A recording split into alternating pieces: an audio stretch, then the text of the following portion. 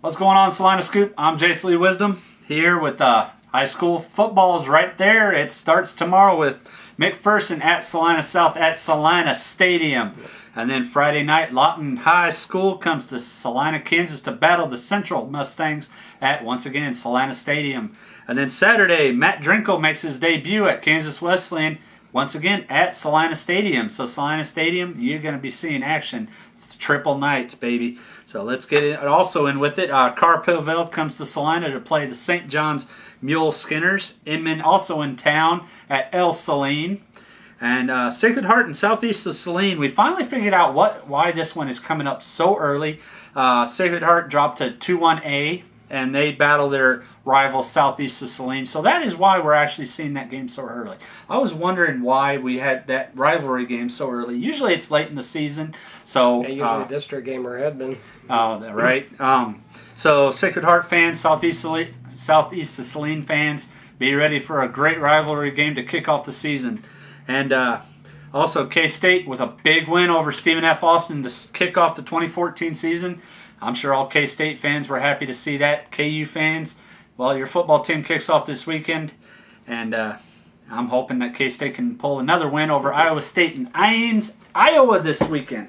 Jake Waters looking pretty impressive in his 2014 start at 223 passing yards, throwing for 2 touchdowns and running for 2 more. Tyler Lockett only playing for 1 quarter. More as we get news on that.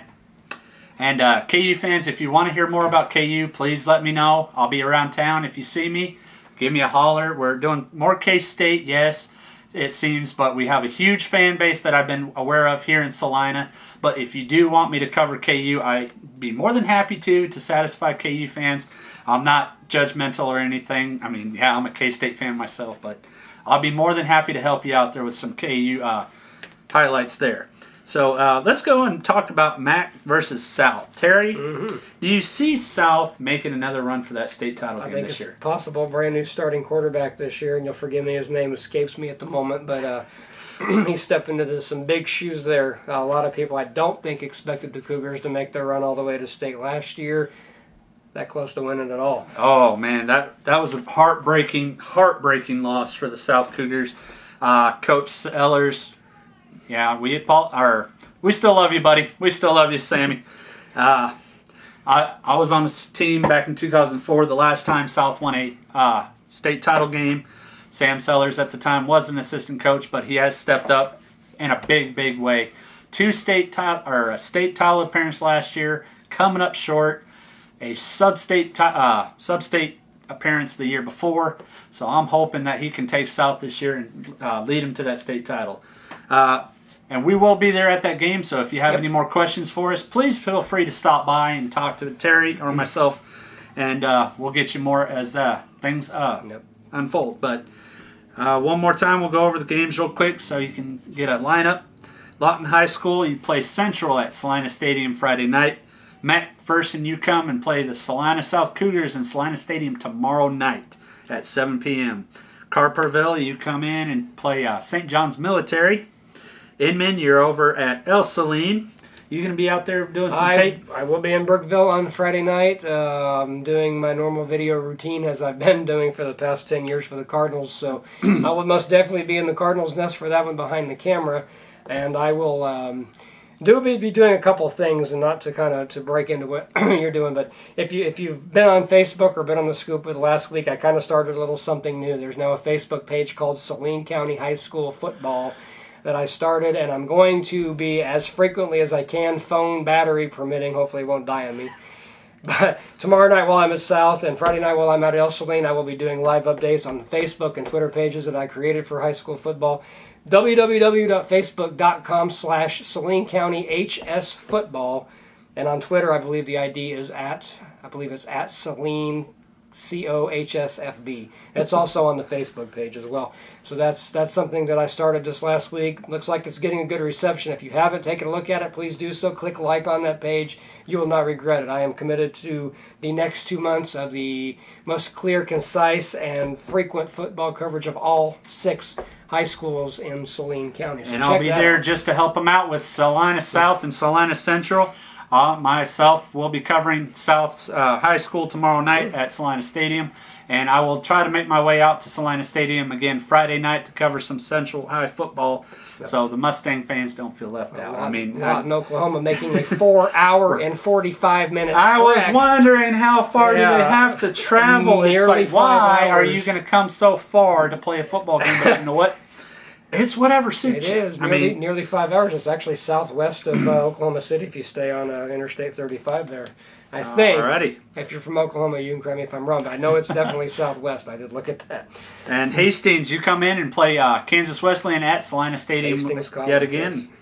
And busy week at Salina Stadium. Oh, it really is. It is a busy week. But I mean, it's like, hey, it's football season. You got to know it's like it's here in Salina again. Oh yeah. Fans are ready. South Central, we're ready to go. I mean, it's just. I'm waiting for that kickoff here in a few weeks. Sacred Heart actually has their homecoming game at Salina Stadium as well. There we go. Salina Stadium, you're looking to have some pretty good output here this year. Yeah. So, Salina Bombers, still no more updates yet, but we'll keep you posted as much as possible. Yep. I do apologize for the late blog for Saturday's coverage of college football.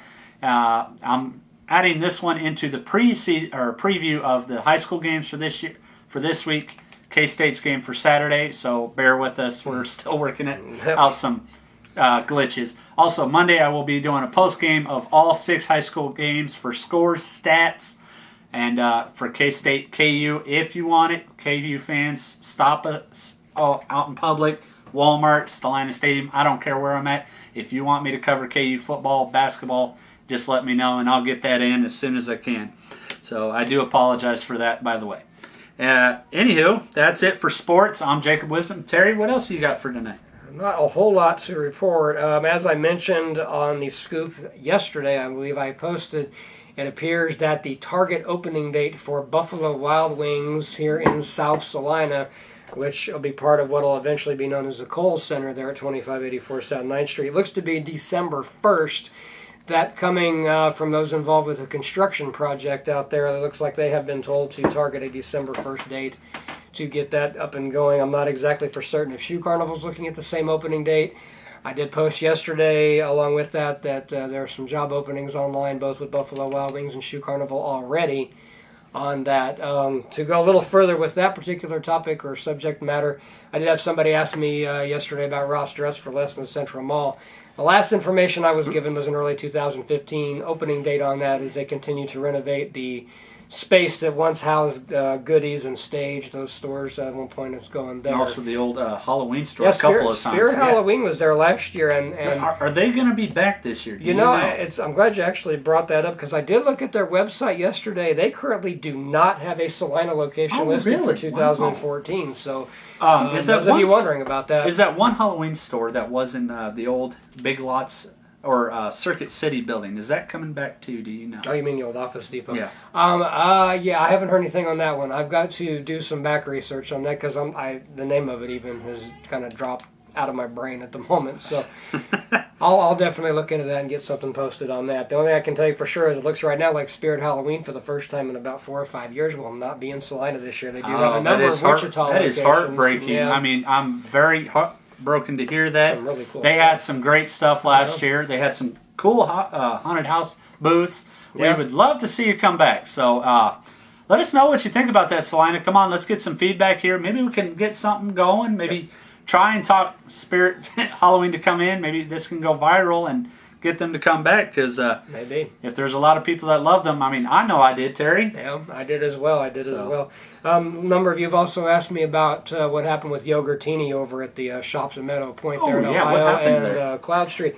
I have no idea. I did send a message to them via their Facebook. I have not, as of yet that I have checked today, received a reply.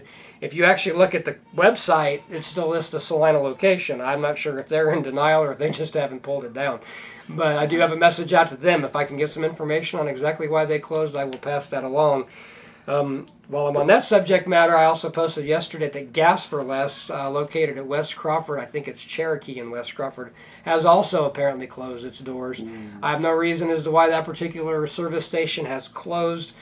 I mentioned yesterday on the scoop that, according to one online source, it generates something to the effect of $210,000 worth of annual revenue. Ooh. I did receive word from one of the scoop members that apparently someone connected with that store was actually selling off items within the store on the Salina Buy Sell Trade Facebook page. So that's clearly not a good situation if that's the case. But as I get information on that, it will most indeed be on the scoop as soon as it comes across my desk here. So I think that covers about everything that I had in my... Oh, one more thing.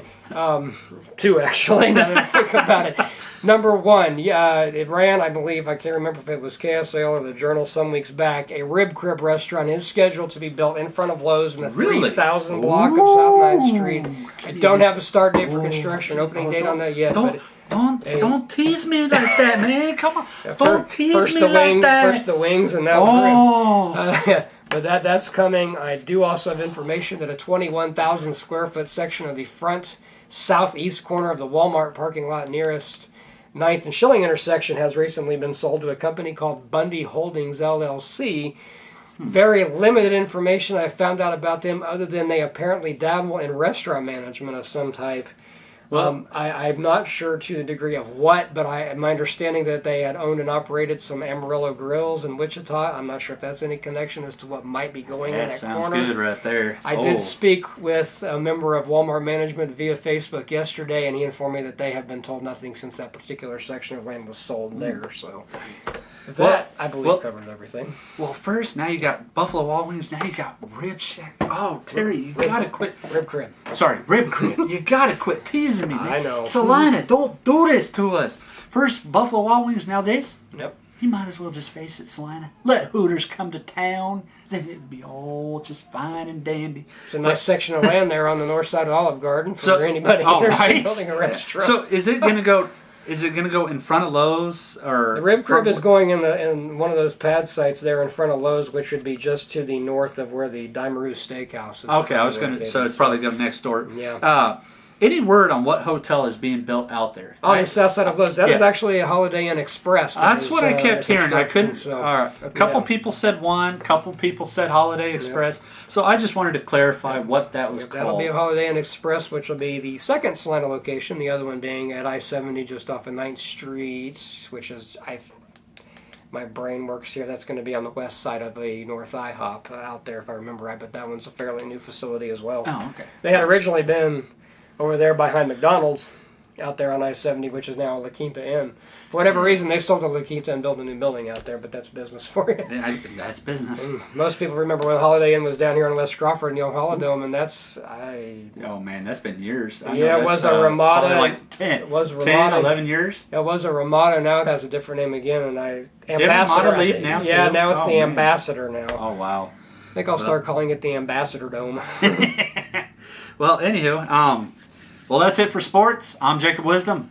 I am Terry Tabruggi for the Salina Scoop. Keep on scooping. We'll see you next time. Have a good one.